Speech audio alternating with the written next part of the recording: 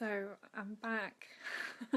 I just had to go and find my laptop so that I could read you a couple of things that I really wanted to share, because I already shared these, but I know that not everybody gets to see what I'm writing because of Facebook algorithms and all sorts of other things. Hi Christine, hi Joy, oh, hi Amanda, hi Mandy. So I wrote this last year, but it's just as relevant now as it was then, which of course is now. But anyway, that's another conversation. So it's nearly Christmas Day, and what have I come to understand?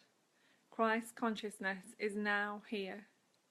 There is no one day that we need to wait for to celebrate what is always here and always now. Christ was not even born on the 25th of December, so why have we been conditioned to celebrate it on this particular day? What do trees have to do with Christmas? Why is it about presents when we should be celebrating presence?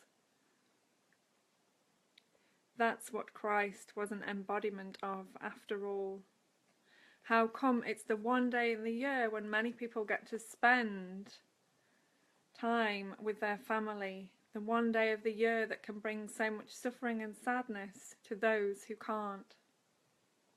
The one day that creates possibly the most debt, the most stress, where people get consumed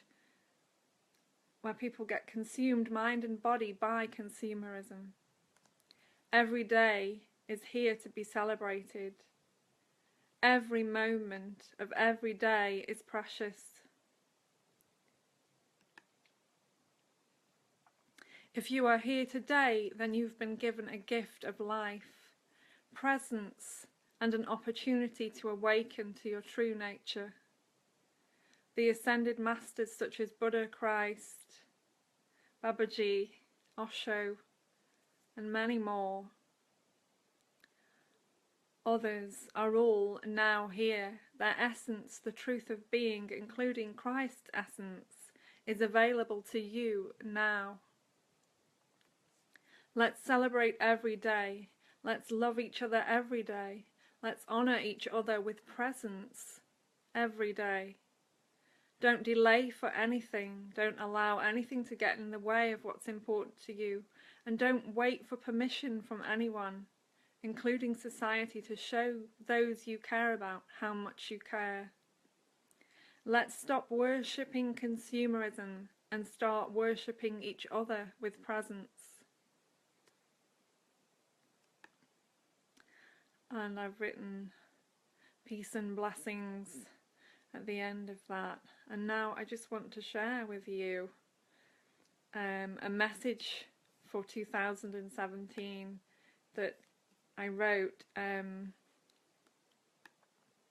the other day, as it just downloaded to me. I just felt this impulse to write, and it was just so fast, and there was so much. A message for 2017. As we transition from 2016 to 2017, there is a feeling of deep peace arising within each of us. After all the chaos, things are beginning to settle. 2017 heralds the new decade, between 2017 and 2027, of intense awakening and transformation on the planet. This intense energy will give rise to thousands of self-sufficient awakening communities all over the earth. The emphasis will be on clean, natural living, organic living, and minimalism. Each community will have a master. Many people will give up their homes in favour of communal living and alternative environmentally friendly housing. Those already living in small towns and cities will begin to form an alliance together to better support the youth of those communities and each other, becoming more self-sufficient and less reliant on the larger corporations. These changes will completely reshape the housing market, with many, many more people opting to rent their properties and share with others. In support of these global communities, many people will leave their corporate jobs in favour of alternative ways of working and living. This will lead to many corporations collapsing and a huge surge in the number of self-employed entrepreneurs. And from all that, a lot more creativity. In 2017, the number of vegans will skyrocket, transforming the entire global farming industry. There will be a call to grow tropical fruits and vegetables in the UK and Europe as our climate begins to change forever.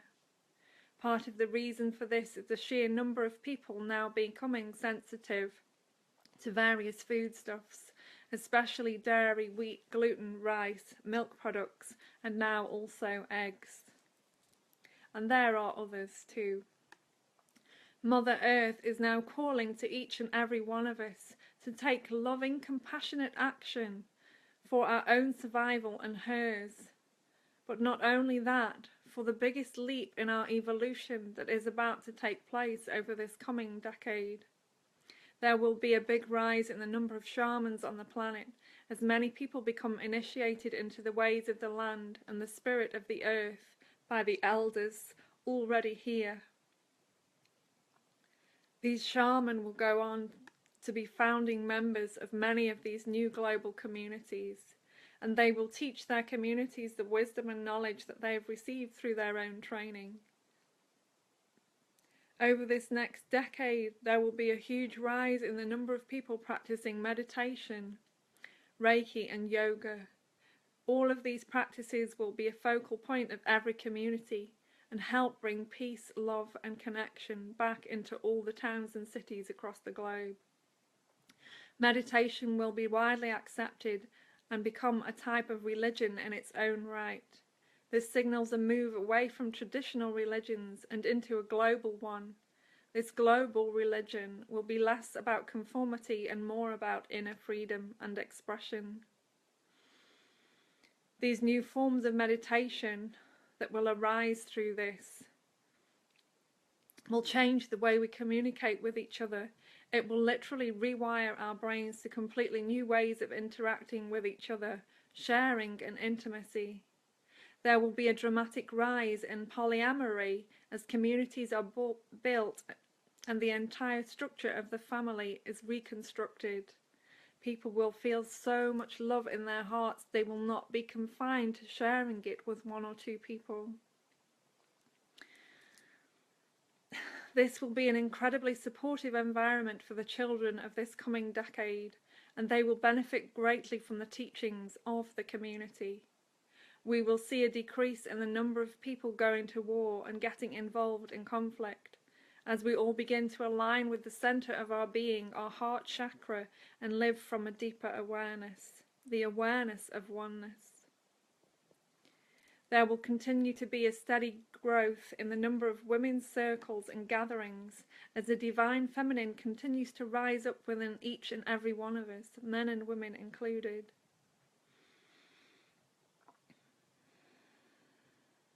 These will often be associated with the growing groups of global communities, and women will take a big role in the smooth running of these communities. Men will allow women to make more and more decisions, trusting their intuition, awareness and wisdom.